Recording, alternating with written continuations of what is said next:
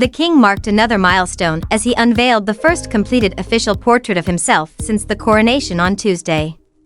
The painting depicts Charles wearing the uniform of the Welsh Guards, of which he was made Regimental Colonel in 1975, a role which has since been passed on to the current Prince of Wales, Prince William. The portrait, first commissioned in 2020 to celebrate Charles's 50 years as a member of the Drapers Company in 2022, has been created by renowned artist, Jonathan Yeo.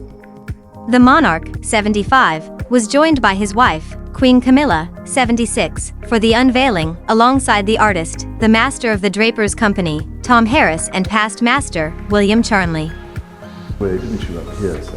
I did, yes, exactly. I was trying not to make it worse, basically. Someone asked me if I get nervous before unveilings, and well, no, not normally, but then the subject doesn't normally become king halfway through the process, so it doesn't, so bear with me a bit. And that, obviously, it's a joy and honour to be here.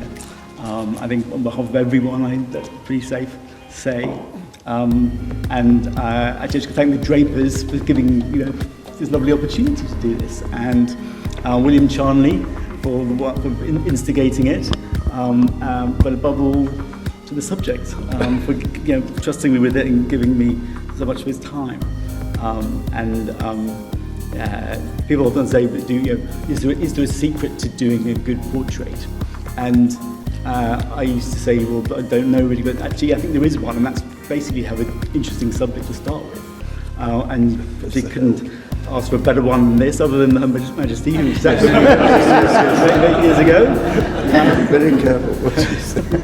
I won't bang on about the picture, except to explain two bits of artistic license I took while doing it. One is the colour, obviously, which you probably noticed, and which was inspired by the bright red tunic of the Welsh Guards. And then the other thing is the butterfly.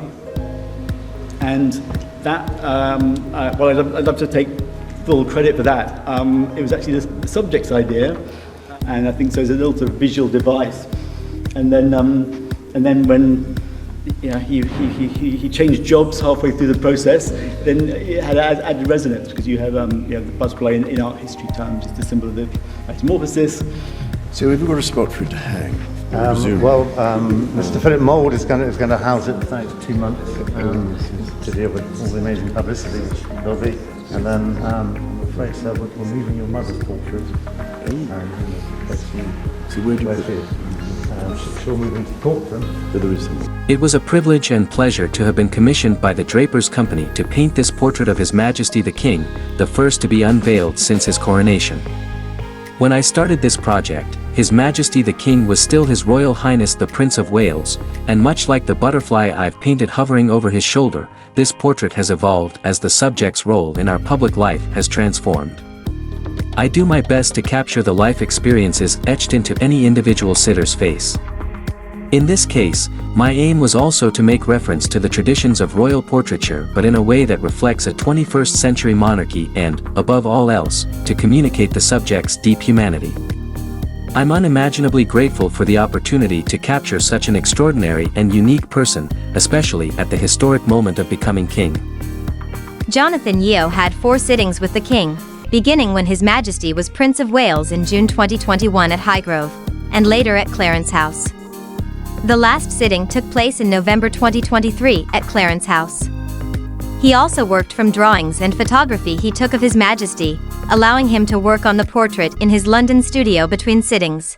The portrait will go on public display for a month at the Philip Mould Gallery in London, from May 16th until June 14th. Entry is free. The artwork is expected to be displayed at Drapers Hall from the end of August. Tours of the hall can be booked by appointment, except from the end of July to mid-September, when it is closed for maintenance and conservation. The Drapers Company dates back more than 6 centuries ago, when a group of merchants came together to promote their trade in woolen cloth in the City of London, with philanthropy as part of their plan. So where do you put it? She'll move into Corkran. But there is something. Yes,